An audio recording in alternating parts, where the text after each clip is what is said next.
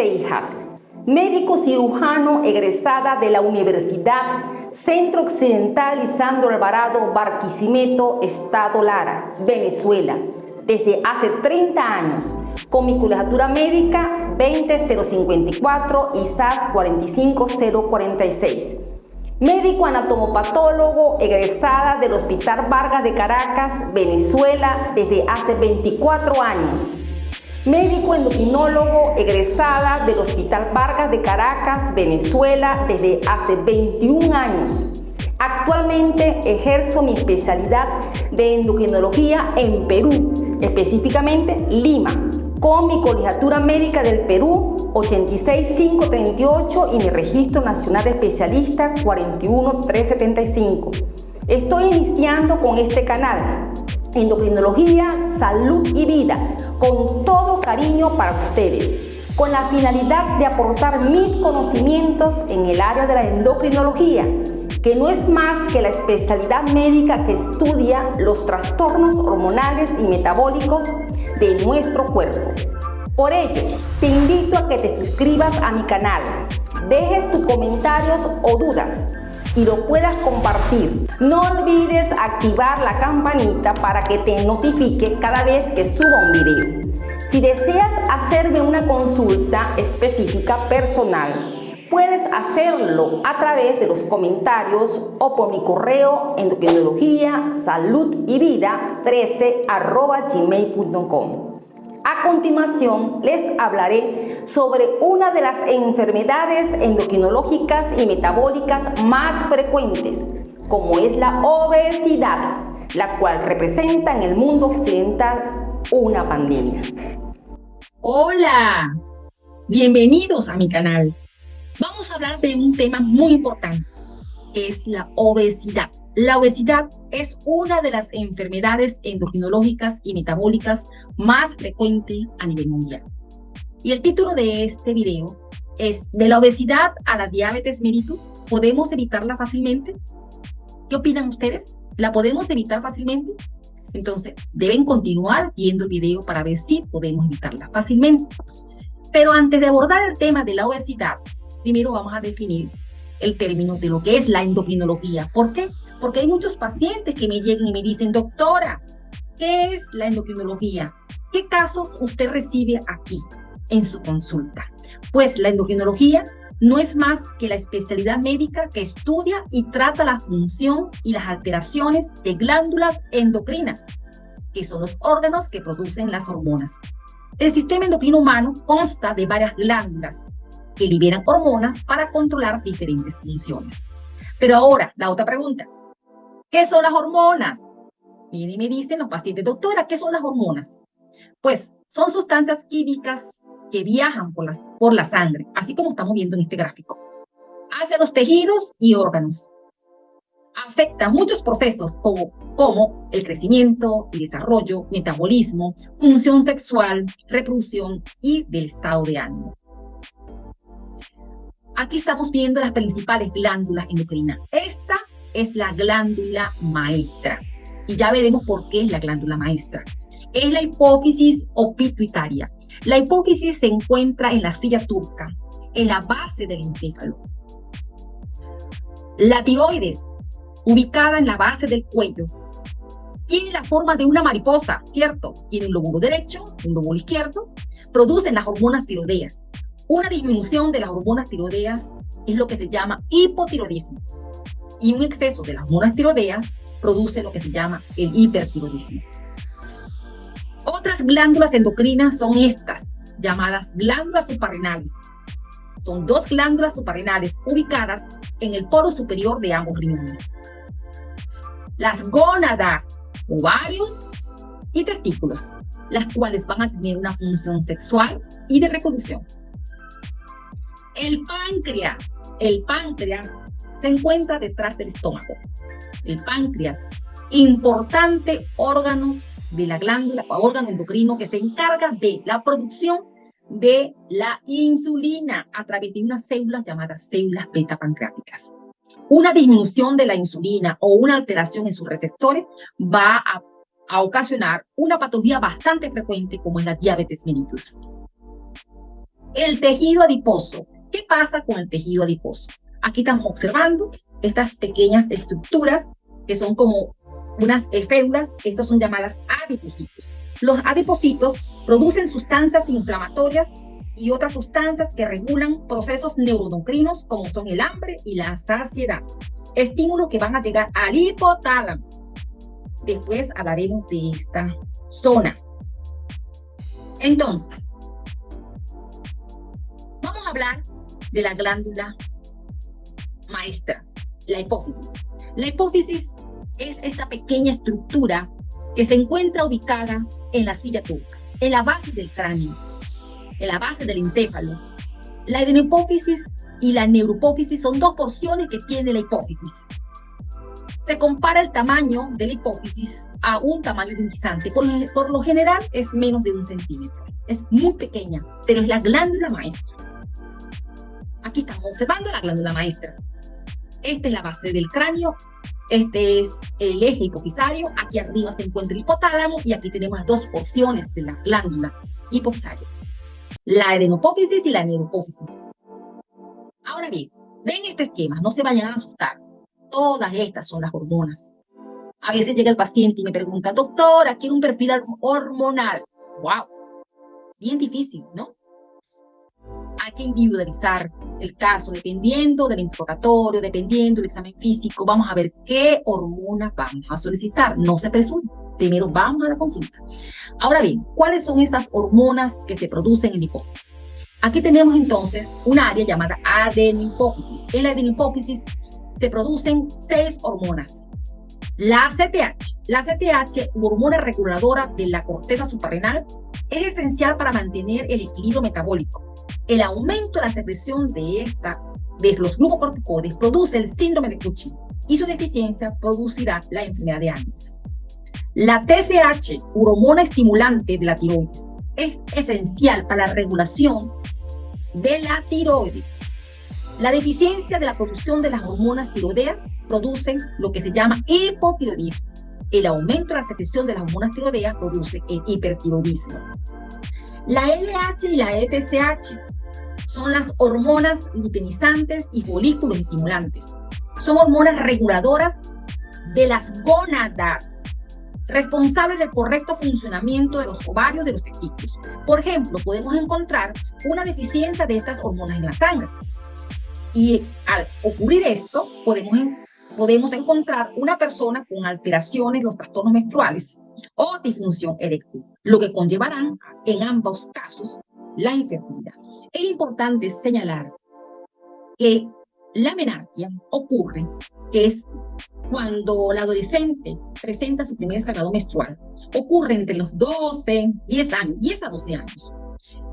Ese ciclo menstrual ocurre cada 28 días con una duración de 4 a 6 días. Ese ciclo menstrual tiene 3 fases.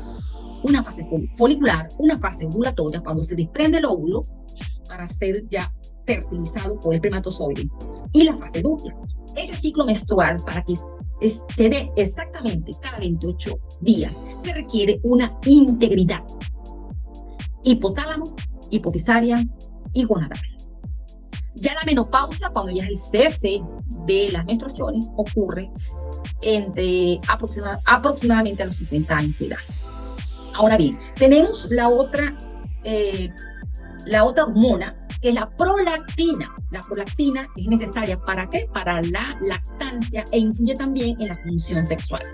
Nosotros hemos tenido casos donde existe un aumento de la proliferación de este grupo de células llamado prolactinoma. El prolactinoma es realmente una tumoración benigna que se encuentra ubicada en la adenopófisis, cuyas manifestaciones clínicas de la paciente nos va a llegar con trastornos menstruales, con secreción láctea o disfunción eréctil.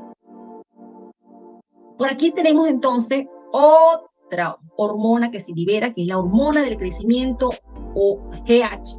La hormona de crecimiento es esencial para el crecimiento lineal durante la infancia y la adolescencia, y también necesaria para el mantenimiento de la salud y el bienestar durante toda la vida.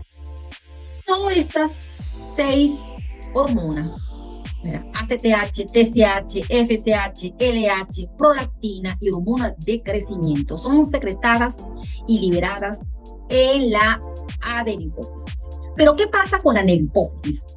En la neurohipófisis se liberan dos hormonas que previamente se han segregado en el hipotálamo y han sido transportadas a través del tallo hipofisario. Tenemos la vasopresina, hormona antidiurética, que es la ADH. Regula la cantidad de orina que se elimina por nuestros riñones. Permite que estos ahorren agua, evitándose la eliminación excesiva de orina. Y la otra es la oxitocina. La oxitocina aumenta la fuerza de las contracciones del útero durante la fase final del parto y también facilita la lactancia. Entonces, como vemos, que son muchas las hormonas involucradas tanto en la adenohipófisis como en la neurohipófisis. Entonces, en conclusión, una alteración de estos órganos endocrinos puede ocasionar diferentes enfermedades, bien sea por deficiencia o por defecto, deficiencia o por exceso de producción, ocasionando en el individuo infinitas patologías. Aquí tenemos otra área muy importante que es el hipotálamo. El hipotálamo es una pequeña estructura anatómica ubicada justamente en la base del cráneo. Ella está por encima de la hipófisis. Ella cumple múltiples funciones. Estas funciones yo les voy a preparar un video. El próximo video va a ser justamente sobre las funciones del hipotálamo. Por lo tanto, desde ya lo estoy invitando a ver mi segundo video, que va a ser relacionado a las funciones del hipotálamo y los biotipos de la obesidad. Entonces, ese hipotálamo está por encima de la glándula hipofisaria. Presenta diferentes núcleos, tales como estamos observando aquí. Son núcleos de neuronas, muy importantes estos núcleos, ya que, por ejemplo, los núcleos laterales, representados por el número 9, al ser estimulados despierta un apetito voraz. Por otra parte, los núcleos ventromediales, representados por el número 7, al ser estimulado viene la saciedad. Por otra parte, en el hipotálamo se producen hormonas controladoras, estimuladoras e inhibidoras de la secreción de las hormonas ya descritas previamente en la adenohipófisis. Ahora bien, también encontramos señales hormonales liberadas por la grasa, llamada lectina. La lectina estimula al núcleo de la saciedad a nivel del hipotálamo. Entonces, ¿qué sucede? Al aumentar la grasa, hay un aumento de la lectina, pero esta señal no es captada por el hipotálamo porque su receptor a este nivel se encuentra alterado. Por otra parte, tenemos que señales de la corteza cerebral, como por ejemplo visión, olfato, gusto, que modifican la conducta alimentaria, también se encuentra integrado con el hipotálamo. Esto quiere decir, ¿verdad?, que todas estas señales que se reciben, por ejemplo, antes de ver, oler o saborear, por ejemplo, un trozo o un pedazo de pollo a la bróster, estas señales van a interactuar inmediatamente con el núcleo del hambre ubicado en el hipotálamo. Entonces, ¿qué sucede con este sujeto? No va a terminar no solamente con un pedazo, sino con el pollo o el pollo completo, ¿verdad?, hasta lograr quedar saciado. Entonces, en línea general, vemos que existe una interacción del sistema endocrino y nervioso, tal como estamos observando aquí.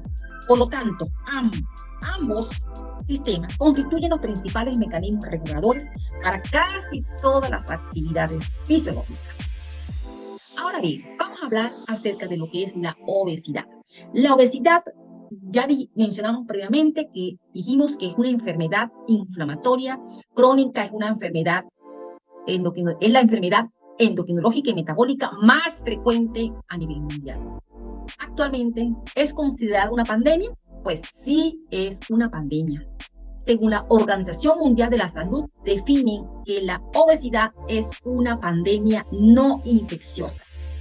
Pero esta obesidad a largo plazo puede producir e inducir a muchas afectaciones en todo el cuerpo.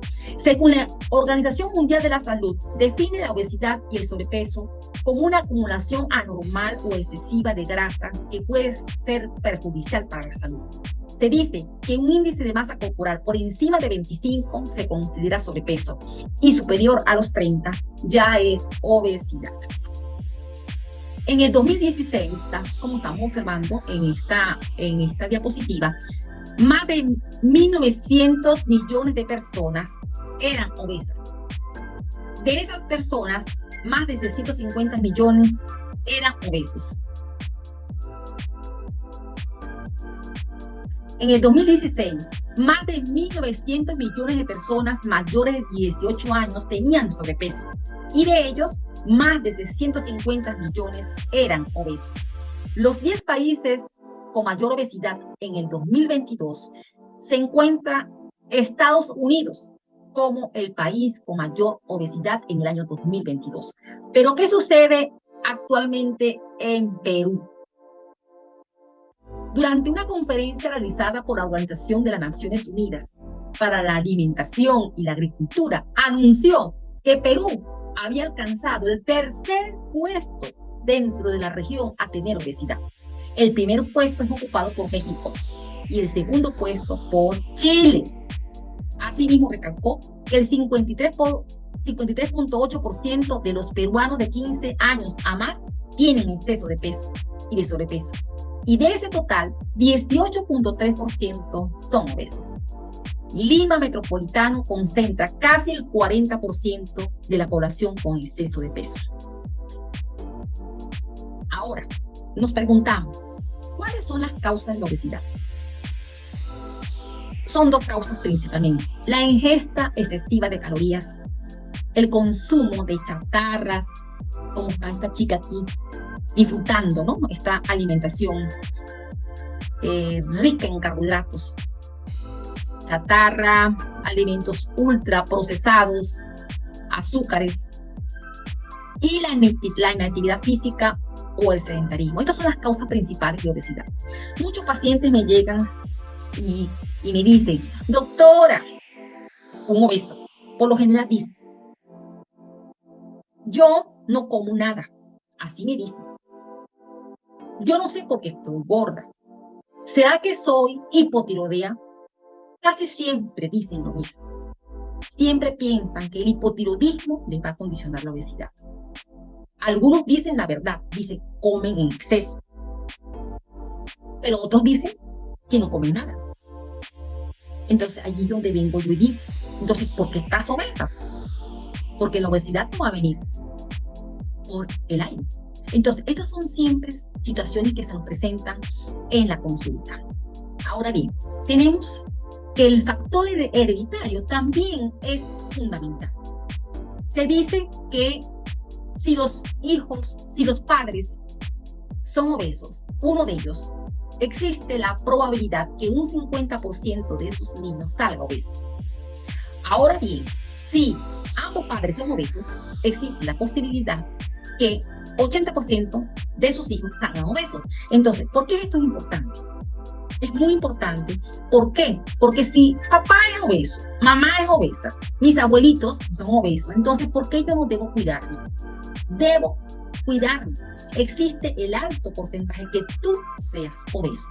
Por lo tanto, te invito a que tomes conciencia con respecto a esto, que manejes mejor tu alimentación y que comiences a hacer ejercicio para evitar ser obeso a futuro y evitar, pues, que padezcas muchas patologías de las cuales voy a mencionar posteriormente.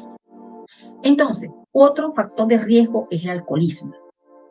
Este alcohol, el consumo excesivo de alcohol, trae como consecuencia el incremento de grasa corporal, ¿no? Entonces, al aumentar esta grasa corporal y visceral, entonces nos va a traer problemas, otras múltiples enfermedades, como mencionaremos posteriormente. Y esto es lo que pasa. En una reunión, se produce una desinhibición a nivel del encéfalo, se estimula el hipotálamo, el núcleo del hipotálamo. Ya la persona, cuando comienza a tomar las primeras copas, ya se olvida completamente del tipo de alimentación que venía llevando y comienza, pues, a comer cualquier cosa que se presenta en la mesa. Ahora bien, la grasa corporal, el tejido adiposo, se encuentra principalmente en los depósitos subcutáneos y viscerales. Bajo las condiciones de obesidad, ya ese tejido adiposo se va a expandir a otros lugares. Por ejemplo, corazón, riñones y vasos sanguíneos. Entonces, tenemos que la obesidad realmente es una enfermedad inflamatoria, crónica y multifactorial. La obesidad, como tal, produce una cantidad de sustancias llamadas citoquinas. ¿Cómo es esto? El aumento de la grasa corporal va a producir unas sustancias inflamatorias llamadas citoquinas. Esas sustancias van a ocasionar diferentes patologías en diferentes órganos, a nivel del sistema cardiovascular, a nivel del sistema gastrointestinal, a nivel del sistema reproductor, en la piel, en fin, muchas patologías, las cuales mencionaré posteriormente. Fíjense aquí a este nivel, vamos a hablar algo muy importante con respecto a lo que es la insulina. La insulina es secretada por el páncreas, recuerden, por las células beta pancreáticas. La insulina permite que entre la glucosa a la célula, tal como estamos observando en esta gráfica, principalmente a nivel muscular, grasa y el hígado. De esta manera, la célula obtiene la energía necesaria para vivir. Entonces, ¿qué pasa? ¿Qué pasa en los obesos? En los obesos existe una entidad llamada resistencia a la insulina. Ya le vamos a explicar en qué consiste la resistencia de la insulina. Aquí estamos viendo en esta gráfica el páncreas, ¿no? El páncreas produce la insulina. La insulina es como una llave.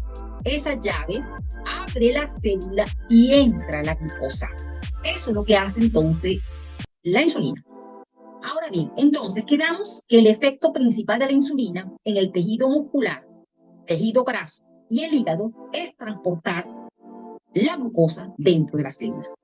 ¿Qué sucede cuando hay resistencia a la insulina? La insulina en los órganos ya mencionados no introduce de manera eficiente la glucosa al interior de la célula.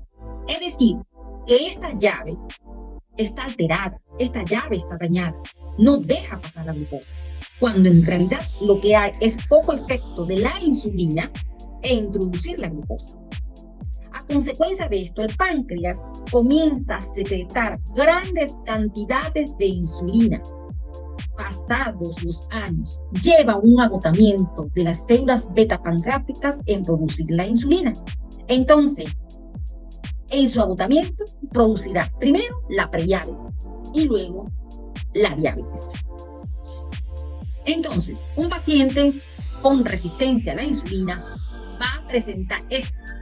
Vamos a observar una piel oscura, gruesa y aterciopelada en el cuello, en las axilas, en los nudillos de los dedos.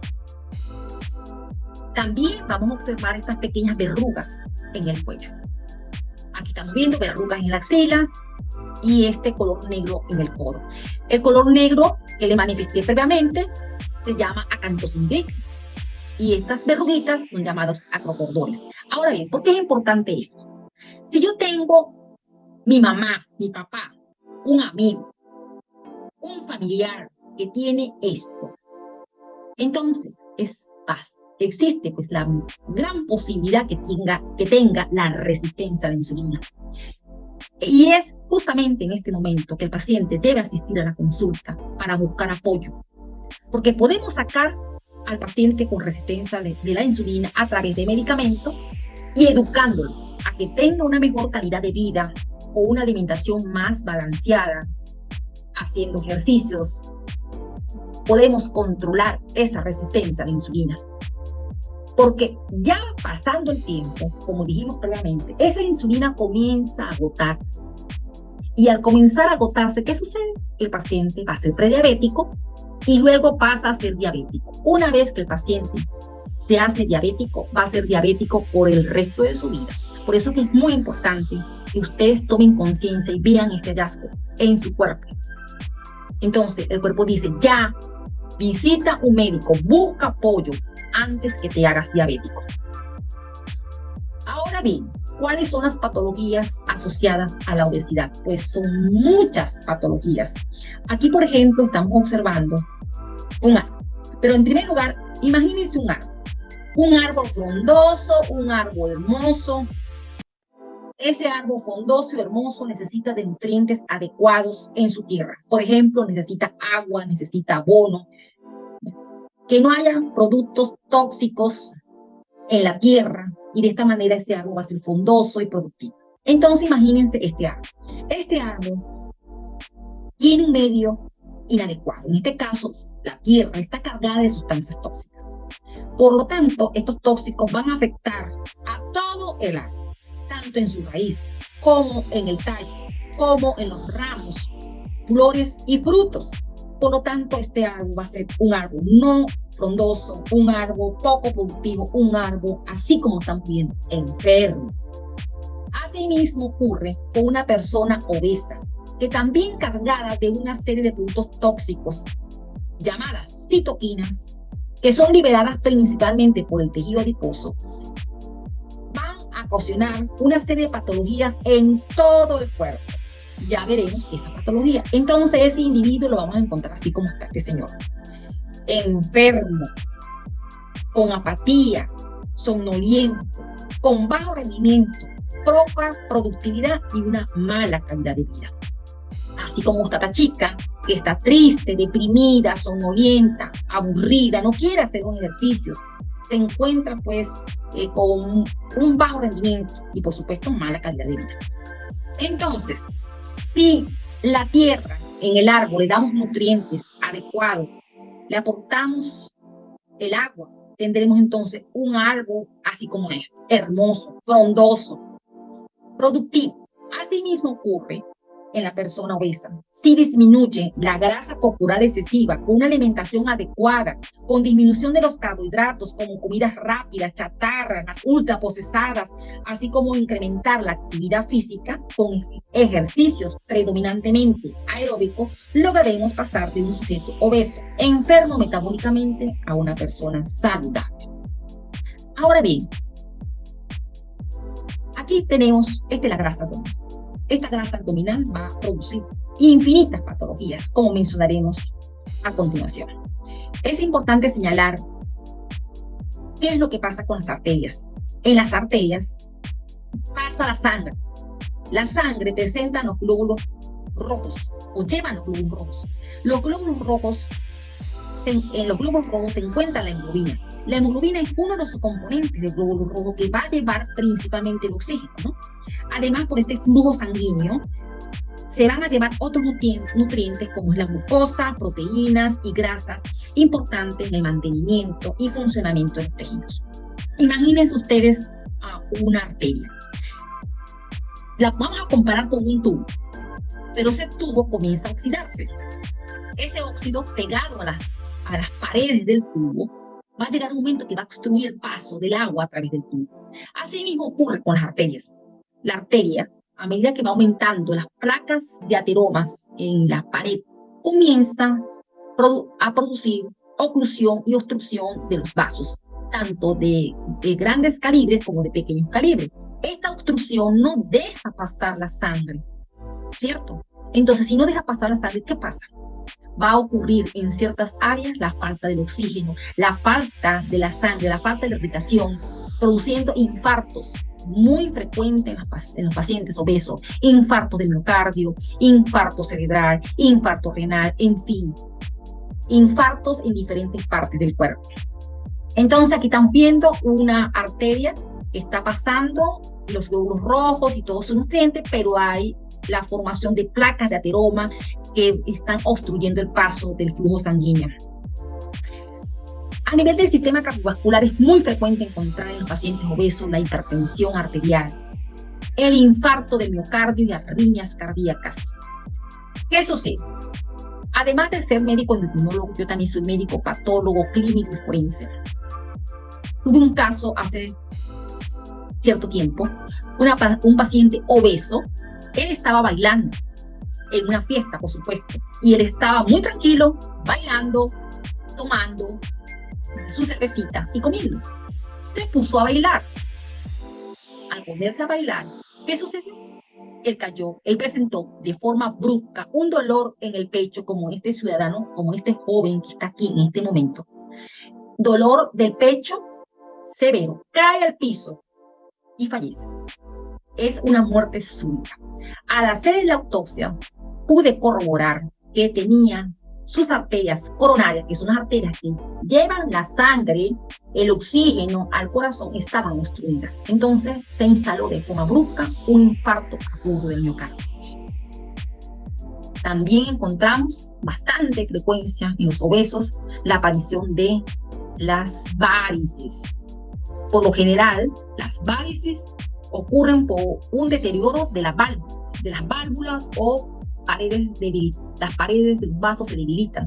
Esto también es bastante frecuente. Entonces el paciente viene porque siente cansancio en las piernas, pesadez en las piernas, dice: doctora, ya no aguanto más, siento dolor, calambres, en fin, pues asociada a la aparición de las varices y miembros inferiores. Otros hallazgos encontrados en los pacientes con obesidad van a ser los accidentes cerebrovasculares. Aquí, igual, los vasos, como les expliqué anteriormente, pueden estar obstruidos por las placas de ateroma, y esto puede condicionar a la aparición de ciertas áreas del cerebro que no lleguen el oxígeno. Entonces se producen infartos cerebrales, llamados en este caso infarto cerebral isquémico, o la ruptura espontánea de una de estos vasos sanguíneos, ocasionando un infarto hemorrágico. El paciente puede tener una cefalea de manera brusca, o decir, dolor de cabeza de forma brusca, y resulta que puede ser un tipo de ACV hemorrágico, llamado también infarto agudo o infarto cerebral hemorrágico. Bueno, aquí tenemos otra patología, pero esta patología es bastante frecuente. E incluso yo pienso que esta patología es causa de divorcios en muchos obesos. Y es la apnea del sueño. La apnea del sueño se produce generalmente porque hay un aumento de la grasa en la región glosofaríngea. Hay una retracción de la lengua que no deja pasar el flujo correcto de aire a través de las vías respiratorias. Por esta parte. Por otra parte, si agregamos el aumento de grasa abdominal y el aumento de grasa torácica, entonces vamos a encontrar una alteración importante a nivel respiratorio. Entonces esa capacidad respiratoria de expandir los pulmones va a estar afectada. Y eso va a traer como consecuencia que haya un aumento progresivo de CO2 en el cerebro y una disminución de oxígeno.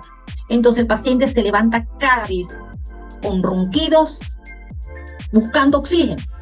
Y en eso de estar despertándose de forma continua, entonces esa persona se va a levantar somnoliento, se va a levantar con dolor de cabeza, no quiere ir a trabajar porque se siente somnoliento, pues, porque se ha parado muchas veces se ha parado por este problema. Y esto es lo que ocurre. Esa pobre señora, aquí está esa señora con los ojos abiertos porque su esposo, pues, roncando, no la deja dormir. Y esta señora, también con esos ronquidos, no deja dormir a este señor. El síndrome de Pigwin es justamente lo que ocurre con bastante frecuencia en los pacientes obesos. Aquí tenemos este señor durmiendo en su área laboral.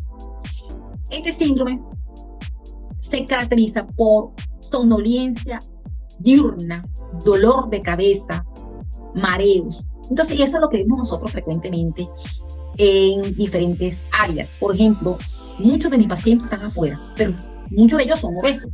Y yo abro la puerta y yo estoy segura que muchos de ellos están durmiendo. ¿Pero por qué ocurre eso? Por la apnea del sueño y porque se va acumulando el CO2 en el cerebro, disminuyendo el oxígeno por todo lo que yo anteriormente expliqué. Entonces este paciente se va a sentir con apatía, con somnolencia, se va a quedar dormido en diferentes partes y por lo tanto poca productividad, y su actividad laboral no va a ser la más eficiente que esperamos, ¿no? También vamos a encontrar diferentes patologías, en este caso, en la piel. En la piel podemos observar la aparición de vellos y acné, tal como estamos observando aquí. La obesidad se puede asociar con trastornos ováricos, como es el síndrome de ovario poliquístico, con un aumento de los andrógenos, que son las hormonas masculinas. Estos andrógenos llevan a la aparición del vello corporal excesivo y el acné. El intertrigo generalmente ocurre en los pliegues inframamarios, que son como unas placas eritematosas, y esto se debe al acúmulo de bacterias, hongos y secreción sebácea. Por otra parte, estamos viendo aquí la aparición de hongos en las uñas, en este caso se llama onicomicosis, también se observa con bastante frecuencia en los pacientes obesos. El hígado graso, esto es un hígado normal, el acúmulo de grasa en el hígado se llama hígado graso. Muy importante la aparición de artrosis en las rodillas, en la columna, en la cadera. Por lo general, los pacientes obesos tienen limitación funcional. Algunos vienen en silla de ruedas, otros vienen caminando con muletas. Entonces, eso sí es un problema también. En el aparato reproductor femenino y masculino, bueno, ya hablamos previamente, la pérdida del apetito sexual, la disminución de la libido, los ciclos menstruales irregulares, la infertilidad, están asociados a la obesidad. Pero ¿cómo nosotros vamos a eliminar o por lo menos disminuir todas estas alteraciones que ocurren en el obeso? Eliminando o disminuyendo la grasa corporal. ¿A través de qué? A través de la alimentación adecuada, disminuyendo pues el consumo de todas estos carbohidratos, chatarras, comidas ultraprocesadas, haciendo ejercicios aeróbicos predominantemente y disminuyendo el consumo de alcohol. Existen dos tipos de obesidad. Una que tiene una forma de manzana, llamada androide. Esta grasa se acumula predominantemente en el abdomen y en las vísceras. Este tipo de obesidad está más relacionada a las alteraciones, a las complicaciones cardiovasculares y metabólicas. La de tipo ginecoide tiene la forma de una pera. La grasa se acumula predominantemente en la cadera, tal como estamos observando a este nivel, glúteos y muslos. Este tipo de obesidad es más frecuente en las mujeres y ocasiona predominantemente varices en miembros inferiores, artrosis en las rodillas y en la cadera. Entonces, esta es la obesidad que encontramos nosotros más en los hombres, ¿no? La obesidad tipo manzana. Por lo general, ocasiona, o por lo general está relacionada esta obesidad a alteraciones metabólicas y del sistema cardiovascular. Mientras que la obesidad tipo pera produce más alteraciones a nivel de los miembros inferiores, como artrosis, varices o deterioro de los meniscos, que es la artrosis. Fíjense aquí cómo se va alterando los meniscos, ¿no? Entonces, esto produce muchas limitaciones funcionales en las personas, ¿no? Ahora bien, vamos a la evaluación médica. Durante la evaluación médica nos llega el paciente. ¿Qué hacemos nosotros? Lo primero que hacemos es visualizar su cara. Es una cara triste, es una cara preocupada, es una cara temerosa. No se quieren subir a la balanza como este señor. ¿Por qué? Porque tiene miedo de no saber, miedo de no saber realmente su peso. O que pase esto, como está pasando aquí con este señor, que dañó la balanza al ponerse allí. Entonces, o llegan así como esta señora, que no quiere saber nada del peso, de su peso, y dice, si te mueves 1 kilo más, te vas a arrepentir. Así me llegan a veces los pacientes. O así como este, que dice, cielos, peso lo mismo que una persona de 2,40 metros. Tengo que crecer urgentemente. También los he visto en la consulta. Entonces, nosotros nos preguntamos diferentes interrogantes. ¿Por qué estás así? ¿Qué estás comiendo? ¿Por qué no haces ejercicio? Mira todas las alteraciones que puedes padecer. Y uno le hace sugerencias, que tienes que hacer ejercicio, tienes que comer más sano. Hacemos la medición de la cintura abdominal. Aquí estoy evaluando un paciente con obesidad grado 3, con una cintura abdominal mayor de 90. Según la Organización Mundial de la Salud, señala que las mujeres deben tener una cintura abdominal de menos de 80 y los hombres menos de 90. para así de esta manera disminuir los riesgos cardiovasculares o metabólicos. El índice de masa corporal, que no es más que se saca ese índice de masa corporal, peso entre talla al cuadrado, nos va a dar un índice. Ese índice puede ser normal, que es lo que tenemos nosotros, en este caso, entre 18.5 a 24.9 es normal. Ya por encima de 25 es sobrepeso. Y por encima de 30 es obesidad. Y hay 3 tipos de obesidad: grado 1, grado 2 y grado 3. La obesidad grado 3, mayor de 40, es la obesidad mórbida. Entonces, el índice de masa corporal, peso entre talla al cuadrado. Tenemos la normal, menos de 25, sobrepeso 25 a 29 y obesidad por encima de 30. Entonces, ¿qué pasa con el obeso? El obeso, en su gran parte, lo que hace es pensar en esto. Su mente o su pensamiento es continuamente con respecto a qué voy a comer. Termino de comer y quiero seguir comiendo. Y si no, ya pensando qué voy a comer en la cena. Es decir, y su pensamiento no es comida sana. No es comida sana, sino chatarras, comidas ultraprocesadas, que para él son ricas, muy ricas, pero producen mucho daño. Entonces lo que queremos es que este señor, este individuo, salga de este túnel y que pase progresivamente de este túnel, poco a poco salga de esta situación hacia una vida más saludable, más sana. De esta manera vamos a evitar o disminuir las diferentes patologías que mencioné previamente. Entonces pasará de una obesidad grado 3, 2 a tener su peso normal. Igual que esta chica que pasó de una obesidad grado 3 a tener un peso normal. Por lo general, la persona obesa es estigmatizada, maltratada, yo diría, tiene mucho bullying. Y por supuesto que bajo esta circunstancia ella se va a sentir deprimida, además de su enfermedad, porque la obesidad como tal dijimos que es una enfermedad inflamatoria. Ya de por sí el medio ambiente como tal, ante esta situación, se va a sentir más deprimida, con una calidad de vida prácticamente desmejorada. Entonces, esta pacientica, si logra superar esta situación a través de los ejercicios, una dieta más saludable, ella va a pasar a tener un índice de masa corporal normal. Entonces, vamos a ver, no tienes que estar en forma para iniciar, pero tienes que iniciar para estar en forma. Nada de acción sin disciplina, esto es muy importante. Yo siempre les digo a mis pacientes, tienes que ser disciplinada, y si puedes, necesitas apoyo.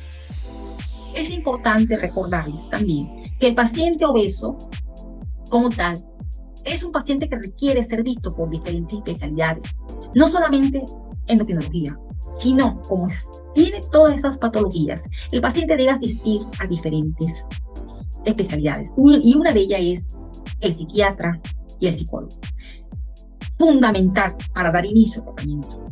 Estos pacientes requieren ser evaluados por el psicólogo y el psiquiatra, porque su autoestima es lo primero. Para lograr la meta, su autoestima tiene que estar bien establecida. Entonces, no solamente esto, sino la parte nutricional, el apoyo del nutricionista, del cardiólogo, del neurólogo. En fin, es un equipo multidisciplinario que va a ayudar a sacar a esta persona obesa, enferma. Entonces, nada de acción sin disciplina. Es estupendo empezar con entusiasmo, pero es necesario mantener la motivación hasta alcanzar la meta. Eso es lo que yo le digo. Vamos, sí puedes lograr la meta, pero tienes que poner de tu parte, no solamente el entorno familiar. ¿Por qué es importante el entorno familiar? Porque si yo comienzo con la dieta y resulta que viene mi hermanito o viene mi papá o mi mamá y viene con una pizza y me lo pone al lado, ¿está colaborando? No, para nada. Es la familia. Debe unirse para lograr que esa persona enferma, obesa, salga de este cuadro hacia una persona saludable. Importante, se logra de un día para otro. se necesita de mucha constancia, y eso se lo digo, mucha constancia. Muchos lo han logrado, han bajado de peso porque lo han logrado, porque han puesto de su parte. Constancia y dedicación. Debes trabajar en conjunto la alimentación y el ejercicio. Eso es lo más importante para poder alcanzar la meta. Si quieres bajar de peso, tienes que amar tu cuerpo, pero amarlo ¿cómo? No obeso, no es bueno. Lograr conseguir la meta de estar con un índice de masa corporal adecuado. Pasar de esto, de comer chatarras, a comer o alimentarse de manera más saludable. Obtener una cintura, buscar una cintura abdominal menos de 80 en las mujeres y menos 90 en los hombres para evitar los riesgos cardiovasculares y otras alteraciones metabólicas, con una alimentación adecuada y sana. Esto ocurre muy frecuentemente. La actividad física diaria, el estrés continuo, eso lo debemos de dejar un poco. Igualmente, un descanso reparador. Tomar agua es importante también. Se requiere 1500 cc de agua diarios aproximadamente. Estar como este joven que estamos observando aquí, lleno de energía, de vitalidad. ¿Por qué? Porque está haciendo ejercicio y se encuentra en el índice de masa corporal perfecto. Para ser felices debemos lograr tener un índice de masa corporal de menos de 24. Así como tanto estos jóvenes, con mucha felicidad, muy cargados de vida, de energía. Eso es lo que queremos nosotros. Entonces, sí se puede lograr las metas. No pierda más tiempo. Inicia ya con disciplina, responsabilidad. Pasarás de ser un enfermo obeso a una persona saludable y con energía para llevar una vida placentera y disminuir los riesgos de todas las enfermedades mencionadas previamente. Sí se puede lograr, sí se puede. Todo va a depender de ti. Gracias por su atención. Suscríbete a mis redes sociales como Endocrinología, Salud y Vida. Por YouTube, Facebook, Instagram y TikTok. Recuerda suscribirte a mi canal, darle like y activar la campanita para que te lleguen las notificaciones de todo el nuevo contenido que vaya subiendo. Hasta luego, y si se puede lograr las metas y objetivos que nos proponemos. Hasta luego.